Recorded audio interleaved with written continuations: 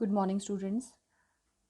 So, today we are going to start next topic of magnetic field, that is the force acting on a current carrying conductor when it is placed inside the magnetic field. We had already discussed about the force which is acting on the electron or the charge particle when they are moving inside a magnetic field. So we know that whenever any charge particle, whether it is an electron or it is a proton, that charge particle is moving inside the magnetic field, some external magnetic field, then that charge particle always experience a force which is known as the magnetic force. And the magnitude of that magnetic force is QVB sine theta. And that magnetic force depend upon the magnitude of charge, magnetic field, and the velocity of the charge particle. That is the magnetic force. So now in this topic we are going to discuss that what will happen when we place any current carrying conductor, okay, inside the magnetic field. So in this case I am using a conductor in which the current is flowing in this direction. That is the direction of current. It is flowing along the plus x-axis, and we know that whenever the current is flowing in this direction, then the electrons, they are always moving in the opposite direction as compared to the direction of current. And the electrons, all the electrons, they all are moving with some velocity which is known as the drift velocity. And I have placed this current carrying conductor inside a magnetic field which is the external magnetic field. We know that whenever a current is there in the conductor, then it also formed its own magnetic field. But in this case we are not using that magnetic field, but we are using some external magnetic field in which we are placed this conductor. तो आपने ये ध्यान रखना है कि जो भी आप मैग्नेटिक फील्ड यूज़ कर रहे हैं, ये मैग्नेटिक फील्ड इस कंडक्टर की नहीं है. नेक्स्ट टॉपिक में हम देखेंगे whenever we are using any current carrying conductor, तो उसकी खुद की भी मैग्नेटिक फील्ड बनेगी एज वेल एज हम उसके साथ एक बाहर वाली एक्सटर्नल मैग्नेटिक फील्ड भी यूज़ करेंगे. बट यहाँ वाले टॉपिक पे आपने सिर्फ एक करंट कैरिंग कंडक्टर यूज़ किया और उसको हमने किसी दूसरे की मैग्नेटिक फील्ड के अंदर प्लेस किया है. And let the angle between this current carrying conductor and the magnetic field is theta. So now हमें ये चीज़ देखनी है कि जब ये करंट कैरिंग कंडक्टर किसी एक्सटर्नल मैग्नेटिक फील्ड के अंदर होगा तो वो कितनी फोर्स एक्सपीरियंस करेगा. हमें पता है कि जब हम एक इंडिविजुअल चार्ज की बात करते हैं, वेदर इट इज़ इलेक्ट्रॉन और प्रोटॉन, जब वो मैग्नेटिक फील्ड के अंदर होता है तो वो मैग्नेटिक फोर्स एक्सपीरियंस करता है. The formula of that force is QVB sine theta. But यहाँ पे हम इंडिविजुअल चार्जेस की बात नहीं कर रहे. यहाँ पे हमने एक पूरा कंडक्टर लिया है जिसमें ऑलरेडी करंट आई फ्लो करके जा रहा है. तो अब हम ये देखेंगे कि जब हम इस करंट कैरिंग कंडक्टर को इस मैग्नेटिक फील्ड के अंदर रखेंगे तो क्या ये फोर्स एक्सपीरियंस करेगा या नहीं करेगा. तो हम ये देखते हैं कि जब भी हम इस कंडक्टर को मैग्नेटिक फील्ड के अंदर रखते हैं तो हमें पता है कंडक्टर है, इसके अंदर करंट है. और करंट तभी होता है जब इलेक्ट्रॉन्स जो चार्ज पार्टिकल है वो एक डेफिनेट डायरेक्शन में मूव कर रहे हैं. यानी कि यहाँ पे जितने भी चार्ज कैरियर्स हैं वो इस डायरेक्शन में मूव कर रहे हैं. और हमने मैग्नेटिक फोर्स ऑलरेडी पढ़ी है कि जब भी चार्ज कैरियर्स जो होते हैं जो कि मूव कर रहे होते हैं, उसको जब हम किसी एक्सटर्नल मैग्नेटिक फील्ड के अंदर रखते हैं तो वो फोर्स एक्सपीरियंस करते हैं. तो ऑब्वियस ही बात है इस कंडक्टर के अंदर भी चार्ज कैरियर है जो कि मूव कर रहे हैं और वो चार्ज कैरियर भी इस मैग्नेटिक फील्ड के अंदर रखे हैं. यानी कि ये कंडक्टर जिसके अंदर current because of the movement of charge carrier है, and the charge carrier they are placed inside some external magnetic field, so this current carrying conductor also experience some force. तो आपने ध्यान रखना है हमारे पास दो फॉर्मूले बनेंगे. एक बनेगा कि चार्ज को जब हम किसी भी मैग्नेटिक फील्ड के अंदर रखते हैं तो वो कौन सी फोर्स एक्सपीरियंस करता है, then it is always equal to QVB sine theta. लेकिन यहाँ पे आप एक कंडक्टर की बात करोगे कि कंडक्टर को मैग्नेटिक फील्ड में रखोगे तो वो फोर्स एक्सपीरियंस करेगा. क्यों करेगा? क्योंकि उसके अंदर चार्जेस मूव कर रहे हैं.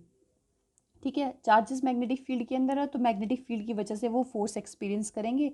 और अगर चार्जेस फोर्स एक्सपीरियंस करेंगे तो ऑब्वियस ही बात है कंडक्टर भी क्या चीज़ एक्सपीरियंस करेगा, फोर्स एक्सपीरियंस करेगा ही करेगा.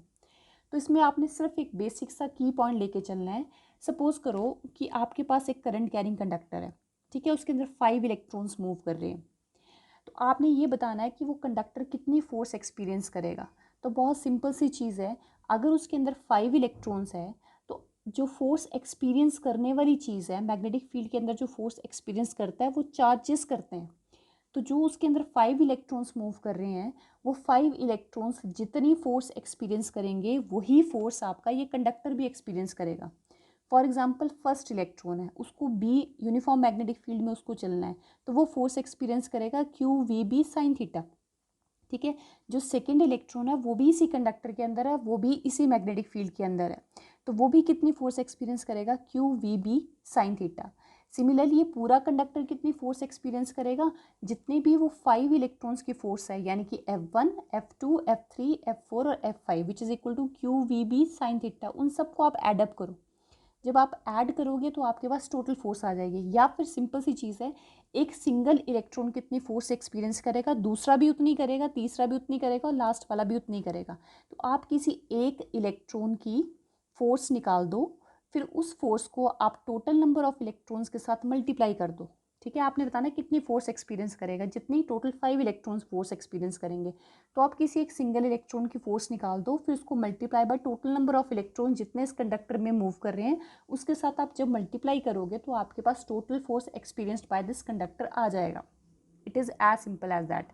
तो यहाँ पे मैंने क्या किया है, यहाँ पे मैं करंट कैरिंग कंडक्टर मैंने यूज़ किया है which is making an angle theta with the magnetic field. Okay, so suppose that is the magnetic field and this is the current carrying conductor.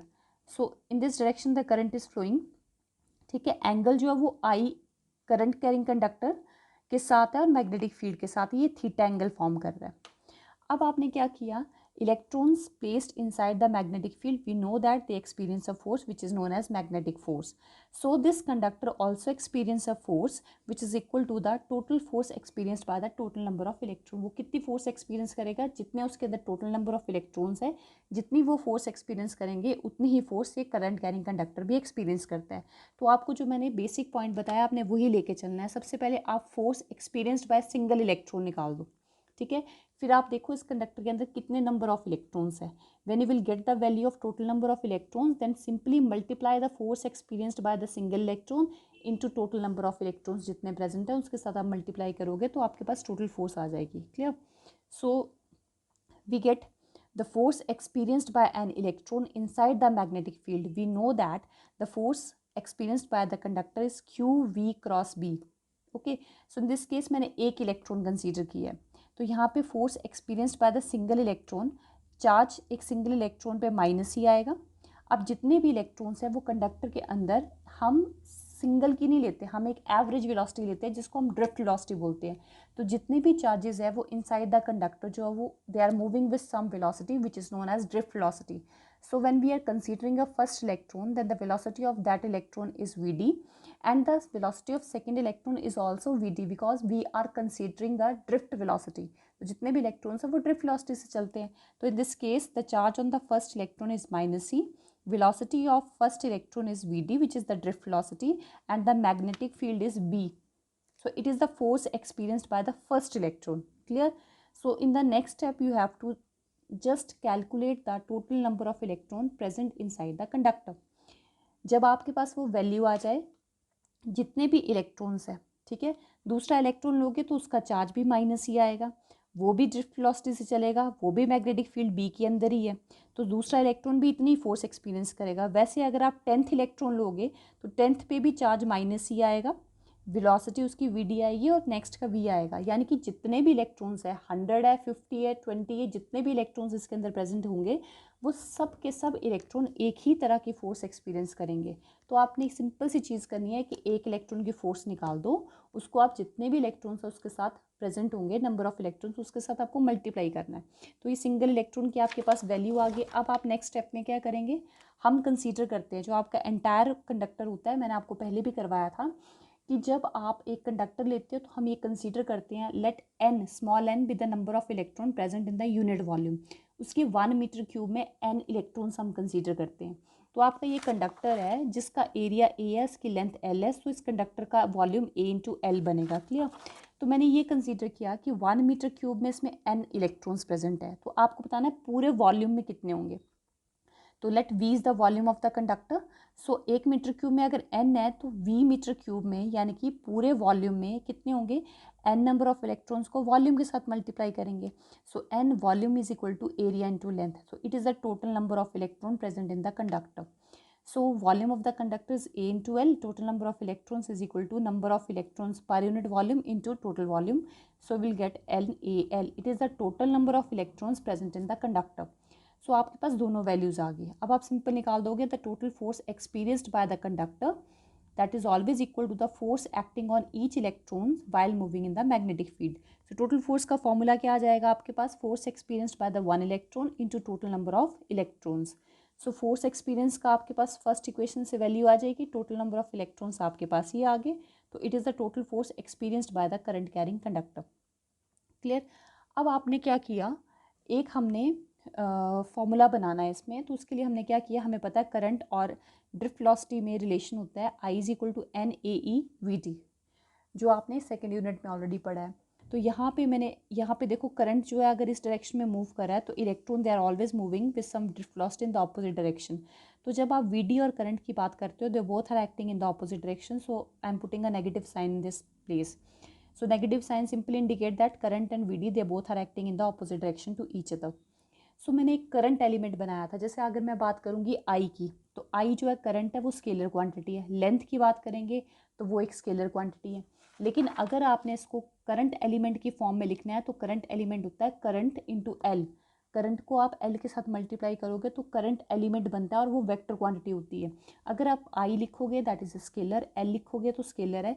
लेकिन जब आप ऐसे लिखते हैं आई और एल तो ये करंट एलिमेंट बनता है जो कि हम वेक्टर कंसीडर करते हैं. तो क्रॉस प्रोडक्ट में हमें एक वेक्टर टर्म बनानी होती है, इसीलिए हम यहाँ पे एक स्टेप ऐड करेंगे जो आपको आगे क्लियर होगा. यहाँ पे करंट और ड्रिफ्ट वेलोसिटी के साथ मैंने रिलेशन लिखा. मुझे करंट एलिमेंट बनाना है तो मुझे आई के साथ एल के साथ पूरे कंडक्टर की लेंथ को मल्टीप्लाई करना पड़ेगा. तो मैंने एल के साथ मल्टीप्लाई कर दिया बोथ साइड. तो आपके पास ये इक्वेशन आ जाएगी. क्लियर. तो जो आपकी थर्ड इक्वेशन है ये वाली, जो आपकी ये थर्ड इक्वेशन है, ठीक है, ये यूज़ कर रही हूँ. ये देखो I L is equal to this बन गया. यहाँ से आप क्रॉस प्रोडक्ट ओपन करोगे तो आपके पास ये बनेगा NaLe/VD B साइन थीटा, क्योंकि जब आप क्रॉस प्रोडक्ट रिमूव करते हो तो साइन थीटा आता है. ठीक है, इसको सॉल्व करने पे आपके पास ये वैल्यू आ जाएगी. ठीक है, अब यहाँ पे मैंने लिखा है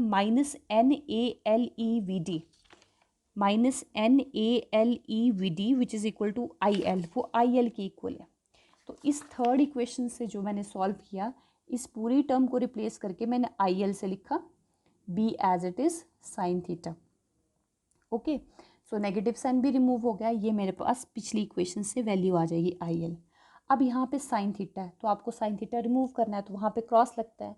तो क्रॉस में मैंने आपको बताया था IL कंबाइंड जो है वो वेक्टर होता है, B भी वेक्टर है. तो जब आप साइन थीटा रिमूव करोगे तो दो वेक्टर क्वांटिटीज़ का क्रॉस प्रोडक्ट बनेगा IL क्रॉस B. सो ये सबसे इम्पॉर्टेंट फॉर्मूला है कि जब भी आप एक चार्ज पार्टिकल की बात करोगे तो हमेशा ध्यान रखना आपने चार्ज पार्टिकल की फोर्स का फॉर्मूला, सिंगल फोर्स जो होती है चार्ज पार्टिकल जब करता है तो that is equal to QVB sine theta होता है. ये चार्ज पार्टिकल पे चलता है. ठीक है, लेकिन जब हम पूरे कंडक्टर की बात करते हैं, करंट कैरिंग कंडक्टर को जब आप किसी दूसरे के फील्ड के अंदर रखते हो तो वो ये फोर्स एक्सपीरियंस करता है. ये इसमें बहुत ज़्यादा कन्फ्यूजन होती है. ये सिंगल चार्ज की बात है, ये पूरे कंडक्टर की बात है. क्रॉस प्रोडक्ट रिमूव करेंगे तो आपके पास ये वैल्यू आ जाएगी. अब अगर आपने डायरेक्शन निकालनी है तो वो भी निकाल सकते हैं आप. IL क्रॉस B, तो आपने राइट हैंड रूल करना है. IL मतलब ये और B मतलब ये. तो आपको क्या करना है, अपने सीधे हाथ को फर्स्ट वेक्टर की तरफ रखना है, ये रखना है, और फिंगर को कर्ल आप सेकंड की तरफ करोगे. तो जब आप ऐसे रख के फिंगर को कर्ल करोगे तो थंब जो है वो आपको फोर्स की डायरेक्शन देगा. तो थंब जो है that is perpendicular to the plane and radially outward.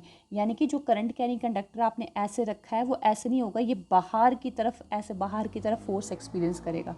तो आप यहाँ पे क्रॉस प्रोडक्ट लगा के इसकी डायरेक्शन भी बता सकते हो. क्या चीज़ बोली मैंने, direction of force is perpendicular to plane and radially outward.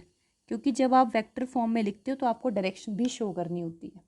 ठीक है, अब नेक्स्ट इसके सब केसेस आ जाएंगे. When theta is equal to 0 और 180, तो मैंने अभी ऐसे लिखा था. तो 0 180 का मतलब करंट कैरिंग कंडक्टर, करंट की डायरेक्शन देखनी है अपने. करंट यहाँ फ्लो कर रहा है, मैग्नेटिक फील्ड ऐसे है, तो both are acting in the same direction. ये मैंने पिक्चर बनाया है. तो यहाँ पे दोनों में 0 डिग्री का एंगल है और 180 का मतलब मैग्नेटिक फील्ड और करंट जो है वो एक दूसरे के ऑपोजिट डायरेक्शन में है। तो जब हम यहाँ पे यूज़ करेंगे तो फोर्स 0 आएगी। तो आपको पहले भी बताया था कि जब भी चार्जेस, यहाँ पे जो आपके इलेक्ट्रॉन है वो इस डायरेक्शन में मूव कर रहा है और यहाँ पे इलेक्ट्रॉन जो है वो इस डायरेक्शन में मूव कर रहे हैं। चार्ज पार्टिकल जब ऐसे मूव करेंगे तो यहाँ पे ये मैग्नेटिक फील्ड के साथ एंटी पैरेलल और यहाँ पे इलेक्ट्रॉन जो है इसके साथ पैरेलल है। तो जब भी और करंट में उल्टा है, करंट में यहाँ पे पैरेलल है और यहाँ पे एंटी पैरेलल है। जब भी चार्ज पार्टिकल मैग्नेटिक फील्ड के पैरेलल और एंटी पैरेलल चलते हैं, दे doesn't experience any kind of force, तो वो कोई भी फोर्स एक्सपीरियंस नहीं करते। तब जब इलेक्ट्रॉन ही फोर्स एक्सपीरियंस नहीं करेंगे तो करंट कैरिंग कंडक्टर भी नहीं फोर्स एक्सपीरियंस करेगा। तो यहाँ पे मेरे पास फोर्स की वैल्यू 0 आ जाएगी। तो ये आप ध्यान रखेंगे कि whenever the current carrying conductor is placed parallel और anti parallel to magnetic field, it does not experience any kind of force. Okay, so the next case is when the current carrying conductor is placed perpendicular to the magnetic field. So when we put 90, then we'll get ILB, which is the maximum force experienced by the current carrying conductor. Clear? तो ये आप ध्यान रखेंगे कि कब वो maximum force experience करता है और कब वो मिनिमम फोर्स एक्सपीरियंस करता है। ओके